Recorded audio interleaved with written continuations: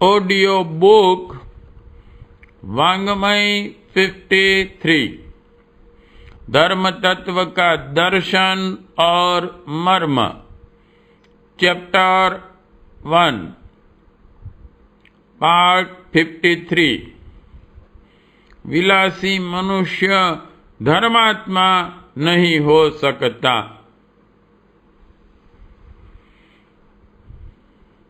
वर्तमान समय में संसार में जो अनेकों प्रकार के भ्रम फैले हैं, उनमें से एक मुख्य भ्रम यह भी है कि मनुष्य अपनी वासनाओं की पूर्ति में लगे रहते हैं। इस वासनामय जीवन को अच्छा समझते हैं और साथ ही यह भी ख्याल करते रहते हैं कि उनका जीवन उपयोगी, न्याय तथा प्रेमपूर्ण माना जा सकता है। यह बात इतनी आश्चर्यजनक है कि मेरे ख्याल से आने वाली पीढ़ियां यह समझ ही न सकेंगी कि उत्तम जीवन से हमारे पूर्वजों का तात्पर्य क्या था। जब धनिक वर्ग के ठूस ठूस कर खाने वाले विलासी और कामुक लोगों के लिए यह कहा जाए कि वे उत्तम जीवन बिताते हैं, तो फिर यह समझ सकना बड़ा कठिन है कि खराब जीवन किसको कहा जा सकता है। आप धर्म और आध्यात्म के सिद्धांतों को तो दूर रख दीजिए, अगर न्याय और मानवता के साधारण नियमों के अनुसार भी विचार करें तो आप यही कहेंगे कि धनिक वर्ग के इन विलासी लोगों को उत्तम जीवन की चर्चा करने का कोई अधिकार नहीं है। इसलिए हमें यह कहने में तनिक भी शंका नहीं है कि जो कोई आदमी उत्तम जीवन बिताने का निश्चय करें, उसके लिए आवश्यक है कि वह सबसे पहले बुरा जीवन व्यतीत करना त्याग दें और वह उस दुष्ट जीवन के वातावरण को ही नष्ट करे जिससे वह घिरा रहता है। यदि हमारा समस्त जीवन सच्चा, न्यायपूर्ण और दयालु हो तो ही हमारी कोई काम सत्कार्य माना जा सकता है। यदि हमारा आधा जीवन अच्छा हो और आधा बुरा हो तो हमारे कार्य अच्छे भी हो सकते हैं और बुरे भी, पर यदि हम सर्वथा बुरा और गलत जीवन बिता रहे हैं तो हम जो काम करेंगे वह बुरा और गलत भी हो सकता है। हमारे धनिक वर्ग का जीवन आजकल ऐसा हो गया है कि उसके वातावरण में रहकर मनुष्य से अच्छे कार्यों का हो सकना असंभव है। हम यह कहना चाहते हैं कि जो मनुष्य भोग विलास में डूबा है वह कभी सत्यतापूर्ण जीवन नहीं बिता सकता।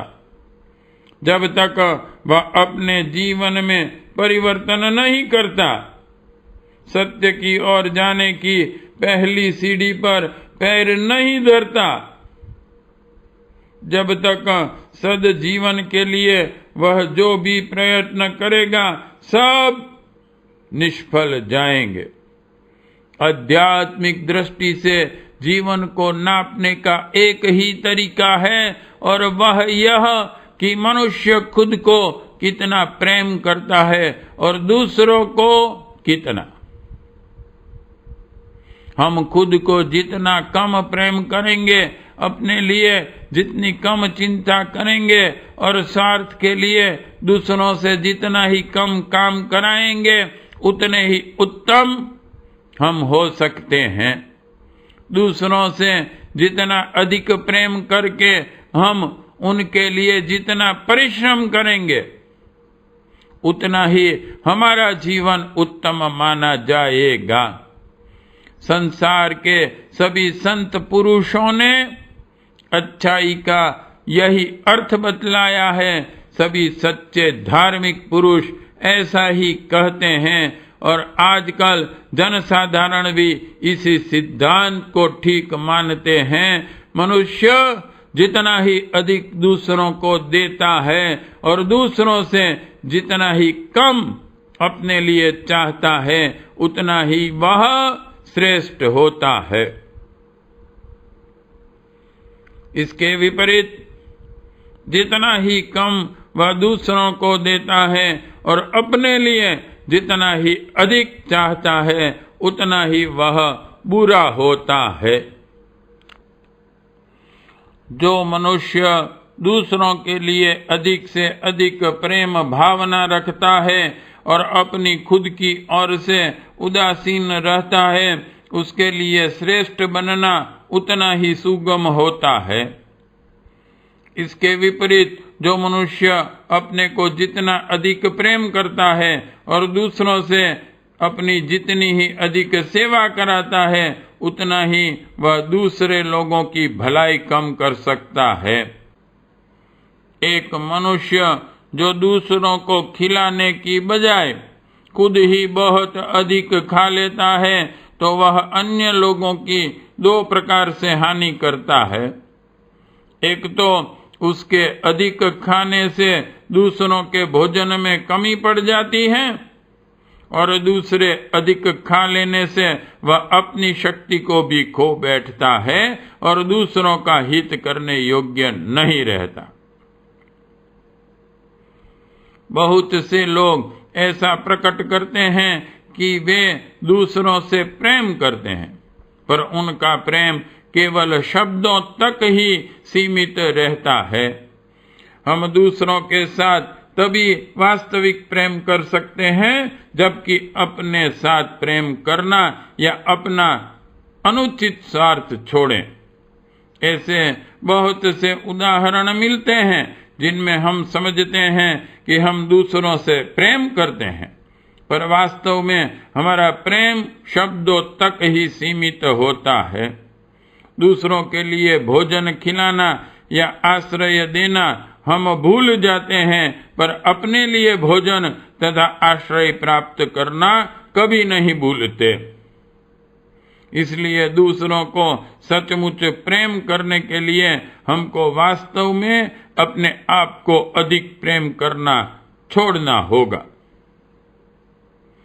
हम विलासी जीवन बिताने वाले और अपने सुख के लिए ही प्रयत्न करने वाले व्यक्ति के लिए भी कुछ ऊपरी बातों को देखकर अनेक बार कह देते हैं कि वह श्रेष्ठ जीवन बिता रहा है, किंतु ऐसा व्यक्ति, चाहे वह स्त्री हो या पुरुष, और चाहे उसमें चरित्रशीलता के कितने ही अच्छे गुण, नम्रता, अच्छा स्वभाव आदि क्यों न हो, अच्छा आदमी नहीं हो सकता और न अच्छा जीवन बिताने का दावा कर सकता है। जिस प्रकार एक चाकू कैसे भी बढ़िया लोहे का क्यों न बनाया गया हो और उसका बनाने वाला भी कैसा ही कारीगर क्यों न हो,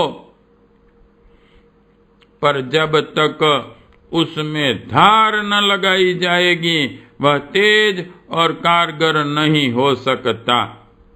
अच्छा आदमी बनने और अच्छा जीवन व्यतीत करने के लिए यह आवश्यक है कि मनुष्य दूसरों से जितना ग्रहण करे उससे अधिक उन्हें लौटा दे, किंतु स्वभोगी (ब्रैकेट) अपने सुख का ध्यान रखने वाला (ब्रैकेट कंप्लीट) मनुष्य जो ऐश आराम की जिंदगी बिताने का अभ्यस्त है, ऐसा कर ही नहीं सकता। उसका पहला कारण तो यह होता है कि हमेशा उसको अपने लिए बहुत से पदार्थों की जरूरत रहती है। यह उसकी स्वार्थपरता के कारण नहीं होता, वरन इसलिए भी होता है कि वह भोग विलास का अभ्यस्त होता है, और जिन पदार्थों का वह अभ्यस्त होता है उनसे वंचित रहना उसको कष्टकर जान पड़ता है। दूसरे, वह अन्य लोगों से जो कुछ प्राप्त करता है उस सब का उपयोग स्वयं ही करके अपने आप को कमजोर और काम करने के अयोग्य बना लेता है और इस प्रकार दूसरों की सेवा करने में असमर्थ हो जाता है। एक स्वयं भोगी मनुष्य जो देर तक कोमल शैया पर सोता है, गरिष्ठ और मीठे पदार्थों का सेवन करता है, हमेशा बढ़िया और फैशनेबल कपड़े पहनता है, कभी मेहनत का काम नहीं करता, वह कभी किसी का उपकार या सेवा करने योग्य नहीं रहता। ऐसा मनुष्य अपने भोग विलासमय जीवन को तिलांजलि दिए बिना किस प्रकार दूसरों का भला कर सकता है, किस प्रकार सद्जीवन व्यतीत कर सकता है। मैं समझता हूं कि मेरा बार बार इन शब्दों को दोहराना अधिकांश साधन संपन्न श्रीमंतों को अच्छा न लगेगा और वे इन शब्दों के प्रति उदासीनता या विरोध सूचक मौन का ही परिचय देंगे। पर एक नीतिवान व्यक्ति, चाहे वह उच्च श्रेणी का हो या मध्यम श्रेणी का, इस विषय पर विचार करके कभी इस प्रकार की सामाजिक पद्धति का समर्थन नहीं कर सकता। वे जानते हैं कि जिन पदार्थों का वह व्यवहार करते हैं वह बहुसंख्यक पददलित श्रमजीवियों द्वारा तैयार किए जाते हैं। हमारी आवश्यकताओं की पूर्ति करने के लिए इन गरीब लोगों को ऐसी परिस्थिति में रखा जाता है कि उनकी न तो स्वास्थ्यकर भोजन मिलता है, न स्वास्थ्यकर मकान, न काफी कपड़े मिलते हैं, न मनोरंजन के उचित साधन ही नसीब होते हैं। वृद्ध, बालक और स्त्रियां जो श्रम मजदूरी के लिए रात रात भर जागने और रोगों आदि से जर्जर हो गए हैं, वे हमारे लिए आराम और विलास की ऐसी चीजें तैयार करने में अपना जीवन खपा देते हैं जो उनको कभी नसीब नहीं होती, पर जो हमारे लिए जरूरी होती हैं। इसलिए कोई भी मनुष्य तब तक नीतिवान और धार्मिक होने का दावा नहीं कर सकता जब तक मनुष्यता तथा न्याय की रक्षा के लिए वह अपने विलासमय जीवन में परिवर्तन करने को तैयार न हो। पार्ट 53 समाप्त।